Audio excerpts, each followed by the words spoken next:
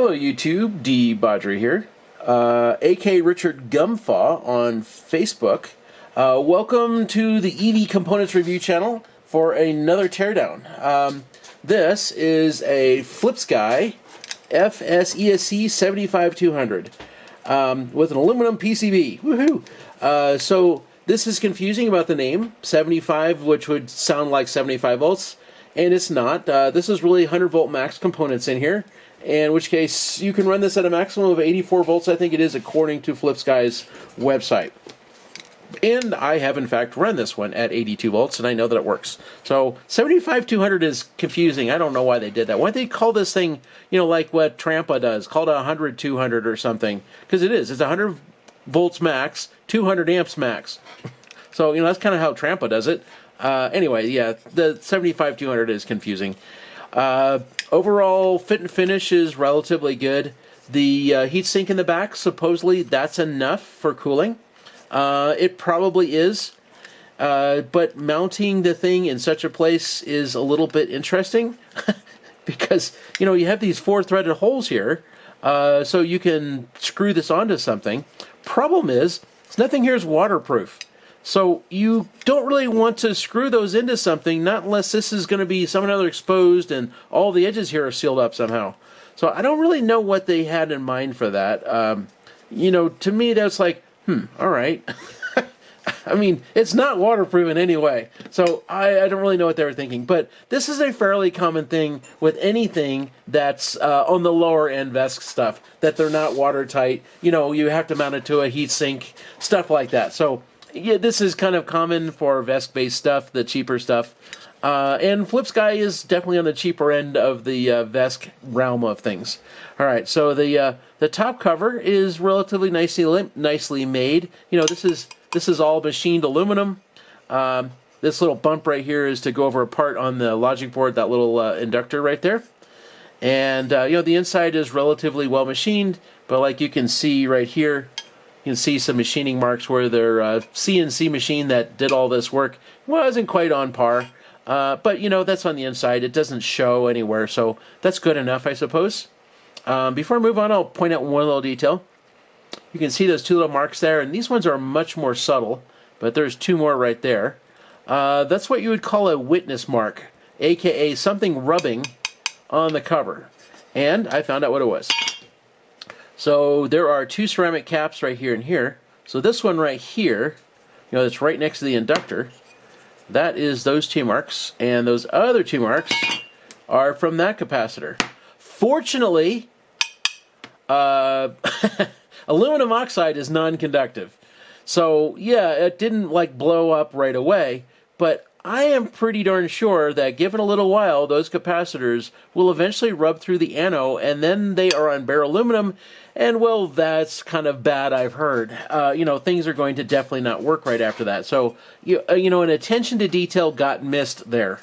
Would have definitely liked to have seen that taken care of. And really all they had to do was machine a little bit more aluminum out of here, and that problem would be not there. Instead, they decided to put this one hump and machine all this away.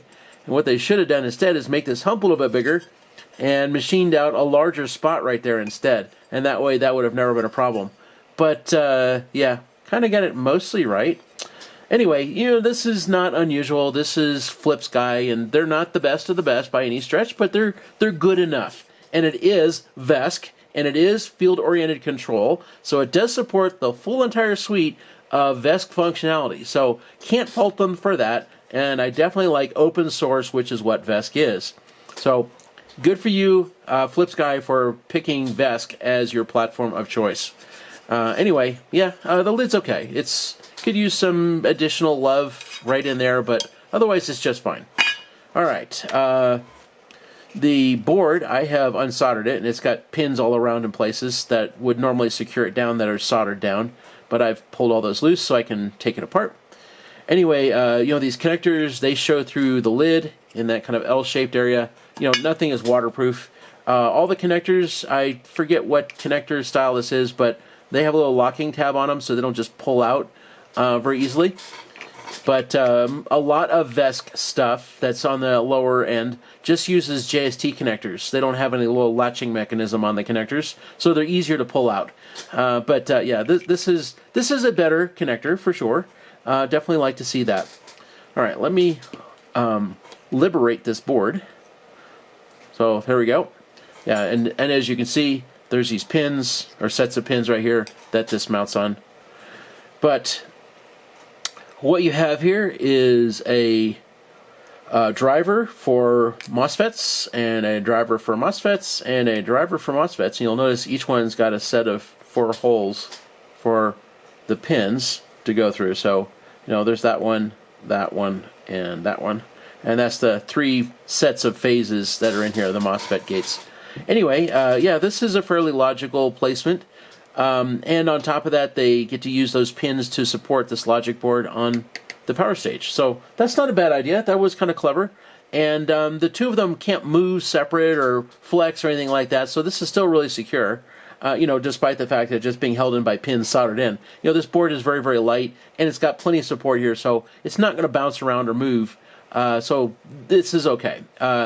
You have a real STM32 F405 on here, you know, made from ST Microelectronics. I'll talk about the chips on here when I do the close-up, so I'm just going to keep this high level. You have a 12-volt DC to DC, 3.3 volts, and 5 volts here. I don't know exactly which one of these is which, but yeah, you need 3.3 volts for the STM32 or like the Bluetooth module. You need 5 volts for like Halls, throttle, stuff like that. Possibly also for these gate drivers. This little chip over here, this is part of the little DC to DC converter, so that's your 12-volt DC to DC right there. You know, it takes battery voltage in and produces 5 or 12 volts out. And then these ones here, they've got a much smaller little 6-pin chip on them. And again, I'll talk about all that stuff in more detail when we put this under the macro lens on the camera. Backside of the board is nothing. So let's move on to the next part, and that is this. So the board is stuck in here, and inside this little package, this was all in here, but I've taken it all apart. There's these 4 little kind of L bracket blocks, and they're machined, which kind of really surprised me that they were. These little aluminum L-shaped pieces. Anyway, they go through threaded holes right there, here, and in those corners, and so they kind of hold the board down by these 4 corners. There really should be 2 more right here. And the reason why I say this is I have pulled this metal-backed, or MCPCB, that stands for Metal Core Printed Circuit Board. You know, because the back of the board, you know, the so-called the core of the board is aluminum. So I've pulled this board out twice. And originally, they put an abundance of thermal paste on here just to make sure that the middle of the board is stuck down to the heatsink. And I saw how much thermal paste was on there, and I removed about 60% of it, because, I mean, there was gracious plenty.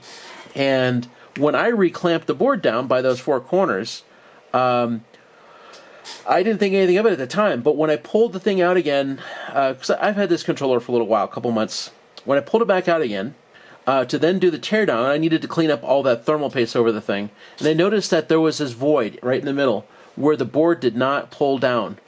I don't know exactly why, but yeah, all that center of the board had a nice air gap underneath it, which is not acceptable. Yeah, it needs 2 more of those little clampy things, like right here, to pull the center of the board down, and then it would be a-okay. It's not like something is warped.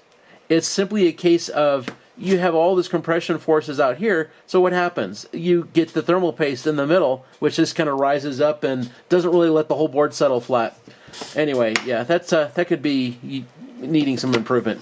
So here's the heatsink. That's reasonably good. That makes a nice heatsink. You know, it's a decent amount of aluminum here for that kind of thing. You know, the build quality for this is fine. You can see little machine marks on there, but, you know, this is all on the inside. Nobody's going to see that, so it doesn't really matter. So, yeah, don't really mind the heatsink. You know, it's of reasonably good quality. And then let's look at this power stage. Okay, so these are caps that are made in China. They are rich caps, and they are 470 microfarad and 100 volt caps, and there are 6 of them. So decent amount of filter capacitance here, and they are kind of on their own little board. I don't know how that shows up on camera. So you can see this little board right here, and it's mounted to the MCPCB, and you can see there's holes in here for the capacitor legs to come through. And then you can see like right there, and there's one on the other side for battery plus. So solder is flowed through those to bring this capacitor board onto the main board, this metal back board as MCPCB, through those 2 points, so that way they are on the battery plus and battery minus bus. It's the only way you could really do through-hole capacitors into a one-sided board like this, because there's, at best, 2 layers of traces here, and there's probably only one. So you can't put through-hole devices into a metal back board. So, yeah, they put a little circuit board on here, mounted the capacitors on it, and, drilled holes in that thing so that the legs could go through, and then soldered that whole thing onto the MCPCB. So, a good solution without having to do something more expensive or more complex with something else in capacitors. So, not super good capacitors, but then again, this is Flipsky, and, well, Flipsky is kind of at the lower end of the VESC scale for products. They're good enough, they work, but, they're not awesome. And I'll talk about some of that when I do the close-up of the board. Okay, so all the wires here are 8-AUG, so that's kind of nice. You have no tortured current paths here. I would have liked this to be a little bit better. So here's like battery plus, and there's a small gap between it and the copper reinforcing, but that's not terrible. And they did the same thing at battery minus too. There's a small gap there, but that's it. This isn't like say, KO Moto with their giant gaps between things, and there's multiples of them. There's literally, like this one is very small. I can stick like the edge of a razor blade in there, and that's the gap. And this one here is a little bit wider. That's like, I don't know, 2.5 or maybe 1.5 millimeters wide. So it's a fairly small gap, but really the solder from the wire should have been flowed over to the copper bus, and that would have solved that problem, so that you didn't have any little hot spot in there. But it's a one hot spot. And, well, these aren't really good, and they're not really expensive, and nobody's bragging about their awesomeness, so I'm going to forgive that ish. I do like this one little detail. So these standoffs, they have epoxy on them after they're soldered down, so that they're very securely mounted to the MCPCB. The Mosfets on here, I don't know the name. It's like Hu Huang, Hu Huai, something like that. It's a Chinese MOSFET, 100-volt MOSFET, obviously, and they've got like kind of a little H logo on them.